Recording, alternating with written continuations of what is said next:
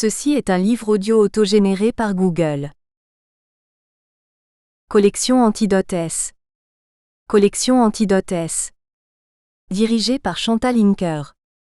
Créée en septembre 2012, la collection Antidote S donne des coups de projecteur sur une réalité sociale, économique, politique et culturelle en mutation, à partir de personnes ou d'organisations qui ouvrent des clairières nouvelles grâce à leur intelligence des choses du monde.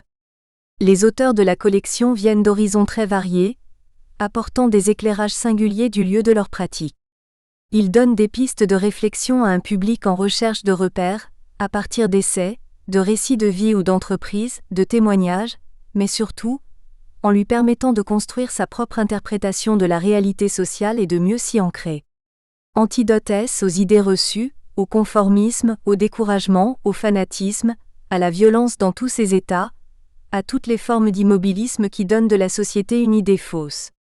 Traverser les crises dans le mouvement de la vie. Déjà paru.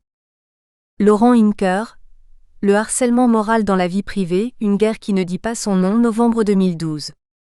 Patrice Haber, Mots sauvages, La forêt dernier refuge du sauvage, octobre 2013.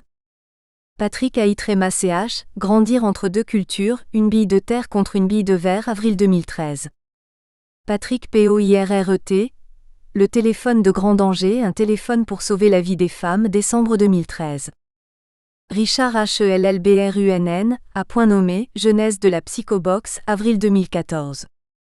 Zahir KEDADOUCHE, Citoyens contre le racisme et les discriminations, juin 2014.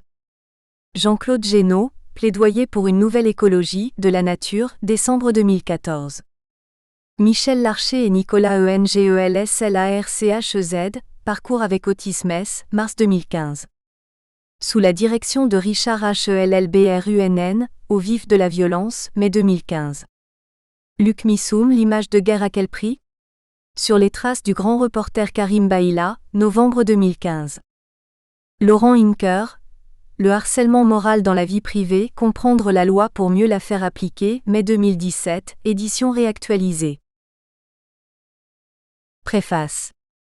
Gérard Pélisson, président cofondateur du groupe Accor. Au cours des 50 dernières années, nous avons souhaité avec Paul Dubrul, président cofondateur du groupe Accor, incarner un schéma de réussite dans notre domaine, le secteur de l'hôtellerie. Nous avons fait évoluer les codes, innover en matière de produits, imaginer de nouveaux modes de fonctionnement, de nouveaux schémas financiers, et surtout développer un mode de management que l'on peut qualifier d'humaniste, qui a permis l'éclosion et l'épanouissement de celles et ceux qui ont vécu cette aventure avec nous. Nous avons construit le groupe sur de fortes valeurs humaines partagées, encouragé la formation à chaque niveau de la hiérarchie, ce qui fut source de grandes réussites professionnelles pour nos collaborateurs. Nous n'avons jamais édicté de profil particulier, et avons toujours cru dans le potentiel de chacun à grandir et à se développer, convaincus que les chemins de la réussite pouvaient être fort différents selon les individus, et que ces différences étaient une véritable richesse pour notre groupe. Nous entendons parfois par les plus jeunes, qu'il est plus difficile de réussir aujourd'hui. Ce n'est pas faux, et pourtant il reste tant d'opportunités à saisir. Pour cela, il faut souvent sortir des sentiers battus, faire preuve d'audace et de créativité, être curieux et innover pour avancer. À travers les différents témoignages recueillis dans ce livre, illustrant des parcours très divers et passionnants, des pistes variées sont proposées aux lecteurs. Ils pourront ainsi en mesurer les exigences et effectuer leurs propres choix. Bien entendu, d'autres voies de réalisation existent, ces exemples ne sont ni exhaustifs, ni des modèles à appliquer. Le plus important est de savoir procéder au bon choix, c'est-à-dire à ceux qui vous ressemblent. J'espère que ces témoignages vous y aideront. Je suis heureux de soutenir Evelyne et Bénédicte dans l'écriture de cet ouvrage. Elles ont été des collaboratrices engagées, à la recherche d'une forme d'accomplissement professionnel, et je crois pouvoir dire qu'elles se sont épanouies au sein du groupe Accor. Gérard Pélisson. Introduction. Paris, octobre 2016. Nous échangeons toutes deux autour de notre métier d'accompagnement et de développement professionnel, comme nous avons pris l'habitude de le faire régulièrement. Nous évoquons ces questions récurrentes posées par nos clients. Comment réussir cette transformation? Comment réussir ma prise de poste? J'ai besoin de mon équipe pour réussir, comment faire?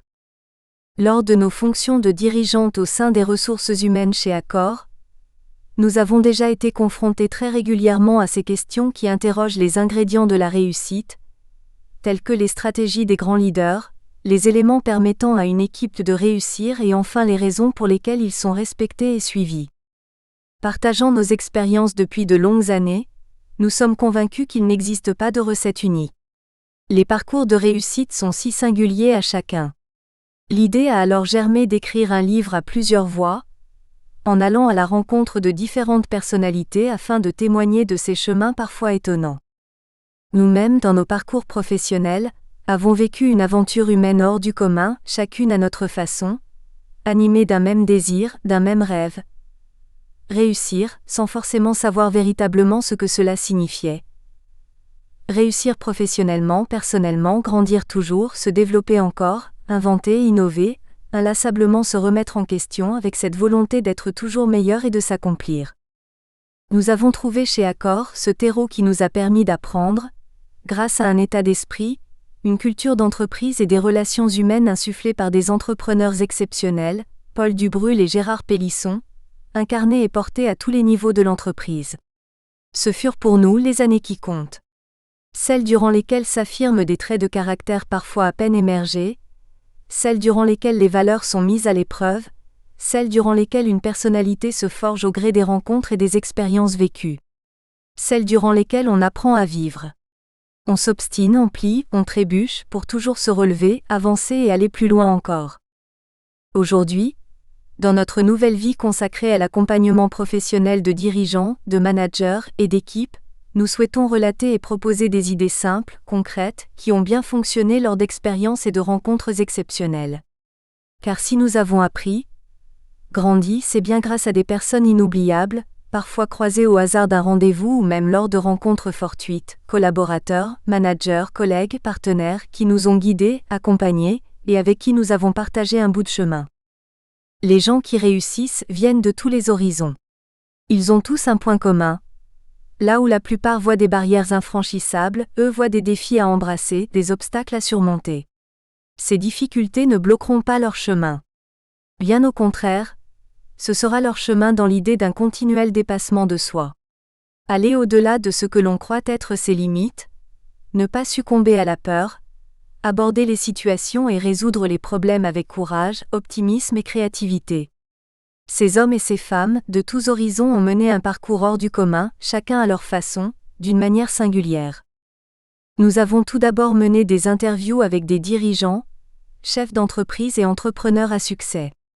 Nous avons également écouté des personnalités du monde des arts et des lettres, dont le parcours est incontestablement réussi, parfois décalé et inattendu. Nous avons cherché à identifier, chez ces hommes et ces femmes, les traits de personnalité caractéristiques de leur réussite, ce qu'ils ont mis en œuvre pour faire avancer, transformer parfois de façon très profonde et avec succès, les entreprises et les équipes dont ils avaient la responsabilité. Ils ont su, dans la durée, développer et cultiver leurs principales qualités spontanées pour en faire une force et un élément véritablement différenciant. S'appuyer sur ses propres leviers pour réussir est l'une de nos profondes convictions. En effet, chacun possède au fond de lui les ingrédients de sa réussite. Réussir, c'est peut-être, avant tout se trouver soi-même et s'accepter au-delà des regards et des jugements limitants. Puis, nous avons décidé d'une méthodologie et organisé notre travail autour de 10 thématiques qui nous paraissaient clés, sans pour autant nous positionner comme des professeurs de réussite. Nous avons voulu une lecture accessible afin que le lecteur se sente touché et puisse se dire « Pourquoi pas moi ?» Nous avons donc donné la parole à celles et ceux dont la réussite représente pour nous un exemple, quelquefois un modèle. C'est tout d'abord par ces témoignages, ces portraits d'hommes et de femmes, que nous souhaitons transmettre les quelques clés de réussite que nous avons vues à l'épreuve.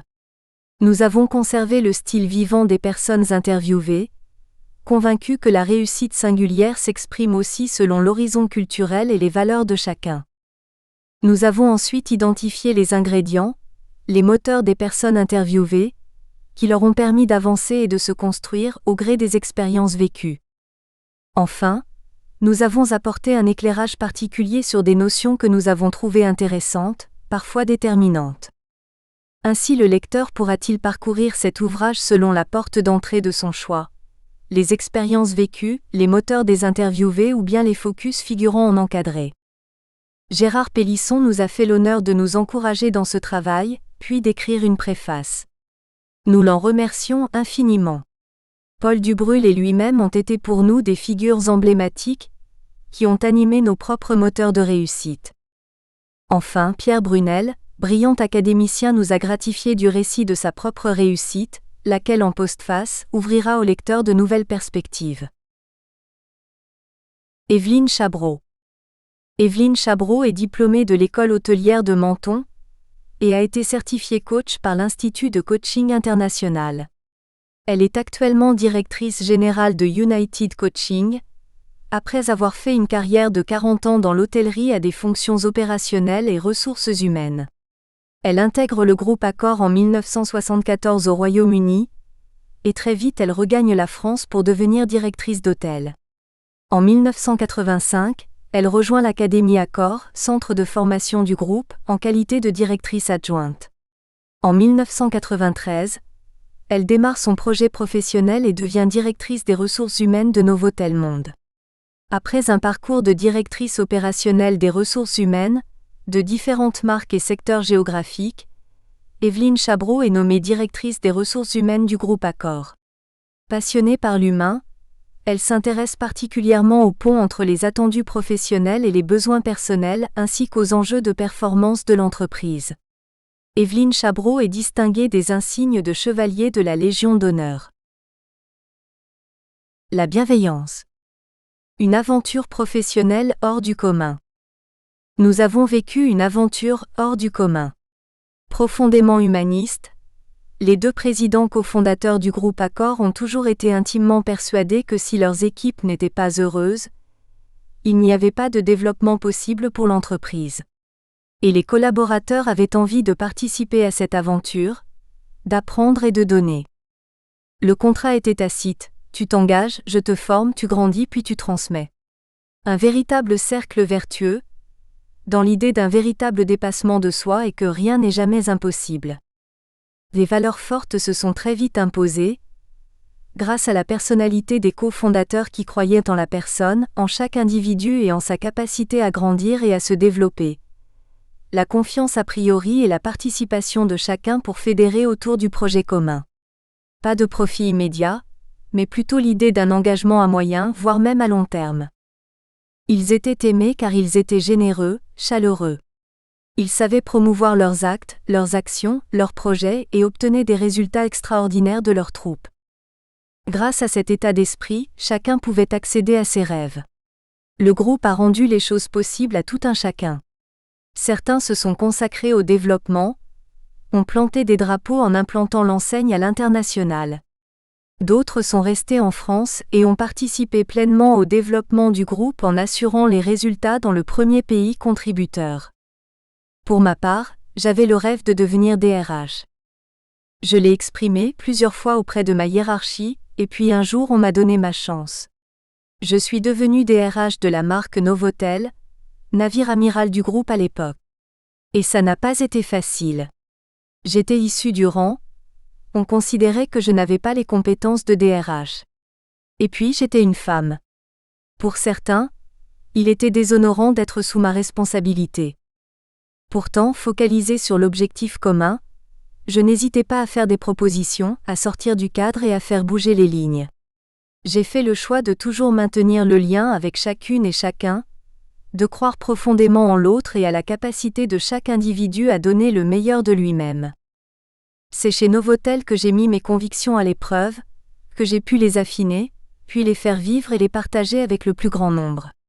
Ma feuille de route a été de construire et de mettre en œuvre la possibilité d'apprendre à tous les niveaux de l'organisation. Ce projet s'est appelé l'école de vie. Nous avions pour conviction profonde que la vie professionnelle était un formidable champ d'apprentissage pour toute personne venant rejoindre le groupe Accor, pour grandir et se développer, tant sur le plan des savoir-faire que du savoir-être, ce qui pouvait avoir d'importantes répercussions sur la vie personnelle également. Cela consistait par exemple, pour chaque chef de service à suivre un cycle de plusieurs jours de formation, à l'issue duquel on lui proposait de nous rechoisir. Il s'agissait là d'un projet de vie. Chacun était amené à décider de continuer à travailler avec nous, et à rechoisir son poste en toute liberté. S'ils en exprimaient le désir, les collaborateurs pouvaient ainsi être affectés à un autre poste dans le groupe. Il n'y avait pas de sujet tabou, nous répondions à toutes les questions. C'était un projet incroyablement fédérateur. Je n'ai qu'un regret, ce projet ne s'est pas inscrit dans la durée. Certes, les changements d'organisation permettent de rebattre les cartes et de faire émerger de nouveaux talents. Aujourd'hui, je suis convaincu que trop de changements tuent le changement. Quand le management est stable, il est possible de voir les résultats des projets entrepris. Un premier message, oser la bienveillance. À l'aune de ces expériences extraordinaires, j'aimerais aujourd'hui transmettre 2 messages qui me tiennent particulièrement à cœur. D'abord, parler de la bienveillance. J'entends souvent des témoignages de personnes exprimant qu'il n'est pas possible de dire les choses à leurs dirigeants. Ils n'écoutent pas, ils ne cherchent pas à savoir, qu'est-ce qu'il pensera de moi, suis-je légitime pour dire cela ? Je sais aujourd'hui qu'il est possible de tout dire avec sincérité et authenticité, à partir du moment où cela est fait avec respect et bienveillance. Après toutes ces années, je sais aussi que la bienveillance est le fruit d'une volonté, d'une décision, la décision de se vouloir du bien à soi, de vouloir procurer du bien à l'autre, aux autres. La bienveillance ne dépend que de soi. Manager par la bienveillance, cela veut dire oser, faire le pari de gagner avec l'autre, d'obtenir une victoire d'autant plus sûre qu'elle sera partagée et dont chacun ressortira grandi, accompli. Or aujourd'hui, l'éducation et la formation au poste à responsabilité insufflent dès les classes préparatoires la nécessité de se battre contre son concurrent, de se battre parmi et contre ses pairs pour atteindre les premières places du podium. Cela a pour conséquence d'installer très tôt dans l'esprit de l'étudiant, avant même d'arriver dans l'entreprise, des réflexes de compétition, qui seront ensuite transposés dans la vie professionnelle. Nous espérons que vous avez apprécié cet aperçu. Pour continuer à écouter ce livre audio sur Google Play Livres, utilisez le lien dans la description de la vidéo.